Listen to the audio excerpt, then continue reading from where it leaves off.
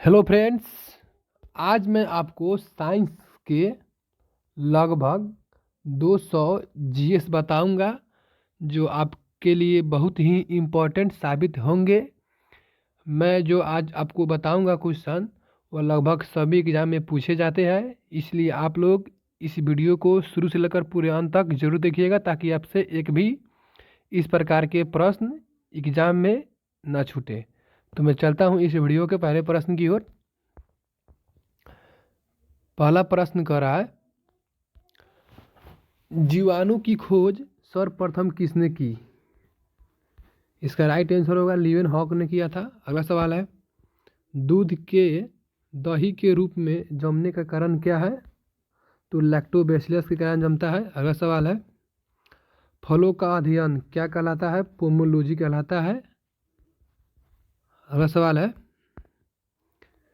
पीतल किन दो धातुओं का मिश्रण है? तांबा और जास्ता। अगला सवाल है, टेलीविज़न का आविष्कार किसने किया था? जे.एल. बर्ड।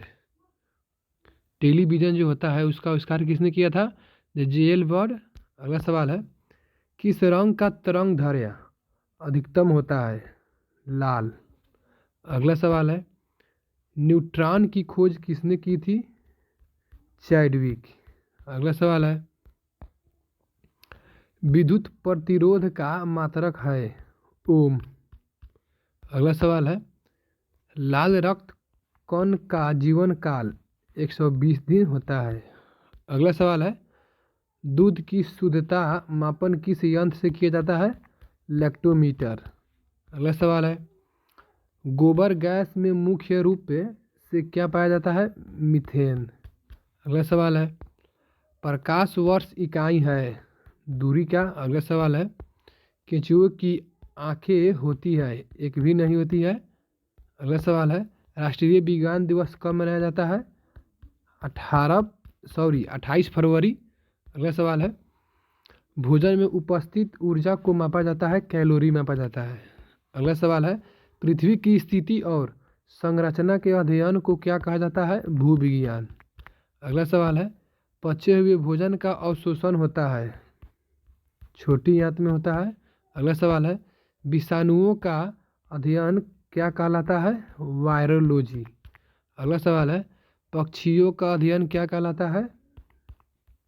पक्षी विज्ञान। अगला सवाल है, जीवाश्मों का अध्ययन क्या कहलाता है? पैलियोंटोलॉजी। पैलियोंटोलॉजी। अगला सवाल है, हड्डियों का अध्ययन क्या कहलाता है? अस्थि विज्ञान। अगला सवाल है, मृदा का अध्ययन क्या कहलाता है? पेडोलॉजी। अगला सवाल है, मूत्र प्रणाली से संबंधित विज्ञान की शाखा कहलाती है? यूरोलॉजी। अगला सवाल है, विटामिन में कोबाल्ट होता है? B12 होता है। अगला सवाल है, कोशिका का पावर हाउस किसे कहा जाता है? माइटोकॉन्ड्रिया को। अगला सवाल है, लाल रक्त कणिकाओं का निर्माण हमारे शरीर के किस भाग में होता है? अस्थि मज्जा में होता है, जिसे बोन मैरो कहते हैं। Bone marrow. अगर पूछेगा कि लाल रक्त कणिकाओं का निर्माण हमारे शरीर में कहाँ होता है, तो हम लोग इसका बोलेंगे अस्थि मज्जा, इंग्लिश में बोलेंगे बोन मैरो। अगला सवाल है, राष्ट्रीय विज्ञान दिवस कब मनाया जाता है? 28 फरवरी को। अगला सवाल है, ब्लड प्रेशर मापने के लिए किस यंत्र का प्रयोग किया जाता है? स्फेनोगैनोमीटर। स्फेगमोमैनोमीटर। अगला सवाल है, नेत्र दान में नेत्र के किस भाग को दान किया जाता है? कॉर्निया को। अगला सवाल है, संक्रमण यानी प्रतिरक्षा के खिलाफ शरीर के प्रतिरोध के अध्ययन को क्या कहा जाता है? इम्यूनोलॉजी। अगला सवाल है, मांसपेशियों में किस अम्ल के एकत्रित होने से थकावट आती है? लैक्टिक अम्ल। अगला सवाल है, अंगूर में कौन सा अम्ल पाया जाता है? टार्ट्रिक अम्ल। अगला सवाल है, कैंसर संबंधी रोगों का अध्ययन कहलाता है? ऑर्गेनोलॉजी। मानव शरीर में सबसे लंबी कोशिका कौन सी होती है? तंत्रिका कोशिका। दांत मुख्य रूप से किस पदार्थ के बने होते हैं? डेंटाइन के। अगला सवाल है, किस जंतु की आकृति पैर की चप्पल के समान होती है? पैरामेसियम। केंचुओं की कितनी आंखें होती है? एक भी नहीं। अगला सवाल है, गाजर किस विटामिन का समृद्ध होता है? Vitamin A. अगला सवाल है, निम्न में से किस पदार्थ में प्रोटीन नहीं पाया जाता है? चावल में। अगला सवाल है, मानव का मस्तिष्क लगभग कितने ग्राम का होता है? 13 से 50 ग्राम। रक्त में पाई जाने वाला धातु? लोहा। अगला सवाल है, किण्वन का उदाहरण है? दूध का खट्टा होना, खाने की ब्रेड का बनना, गीले आटे का खट्टा होना। अगला सवाल है, निम्न में से कौन सा आहार मानव शरीर में नए ऊतकों की वृद्धि के लिए पोषक तत्व प्रदान करता है? पनीर। निम्न में से कौन एक उड़ने वाली छिपकली है? ड्रेको। अगला सवाल है, घोंसला बनाने वाला एकमात्र सांप कौन सा है? King cobra. अगला सवाल है, भारत में पाई जाने वाली सबसे बड़ी मछली कौन सी है? हवेल शार्क। अगला सवाल है, दालें किसका एक अच्छा स्रोत है प्रोटीन का?